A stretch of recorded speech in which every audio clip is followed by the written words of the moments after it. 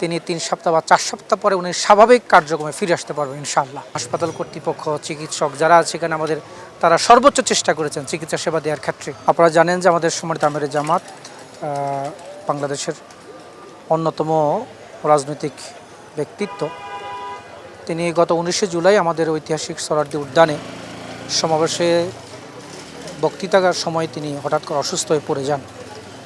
এরপরে ওনাকে আমরা ইমার্জেন্সি হাসপাতালে পাঠিয়েছিলাম। তার পরবর্তীতে এসে ইনভেস্টিগেশনের পরে দেখা গেল ওনার হার্টে ব্লক, এবং এই ব্লকের জন্যই ওনার ডাক্তারদের পক্ষ থেকে সিদ্ধান্ত দেওয়া হয়েছিল যে ওনাকে বাইপাস করতে হবে। পরবর্তীতে ওনার পরিবার এবং সাংগঠনিক সিদ্ধান্তের কারণে গত ৩১শে জুলাই তিনি ইউনাইটেড হাসপাতালে ভর্তি হয়েছেন, এবং ২ তারিখে ওনার বাংলাদেশের অত্যন্ত প্রতিষ্ঠা চিকিৎসা বিজ্ঞানী ওপেন হার্ট বাইপাস সার্জারি করেছে ডাক্তার জাহাঙ্গীর কবির সহ তার টিম। তিনি চিকিৎসা শেষে আলহামদুলিল্লাহ ওনার চিকিৎসা পরবর্তীতে দ্রুতই ইমপ্রুভ করেছেন। জীবনের সব আয়োজন এখানে একসাথে,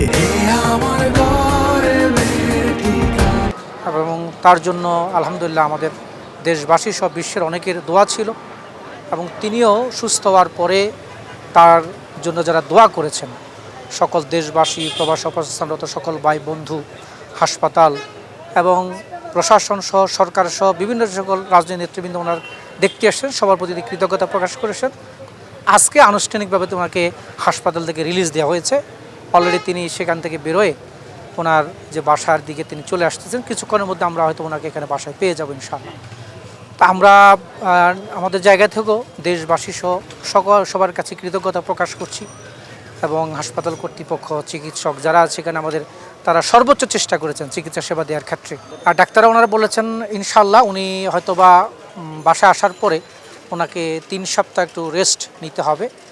২ সপ্তাহ পরে ওনাকে প্রথম ফলো আপটা ওনার নিতে হবে ডাক্তার কাছে গিয়ে, এবং ৩ সপ্তাহ পরেই ডাক্তার আশা করছে ওনার ইমপ্রুভমেন্ট যেভাবে হচ্ছে তিনি ৩ সপ্তাহ বা ৪ সপ্তাহ পরে উনি স্বাভাবিক কার্যক্রমে ফিরে আসতে পারবেন ইনশাআল্লাহ।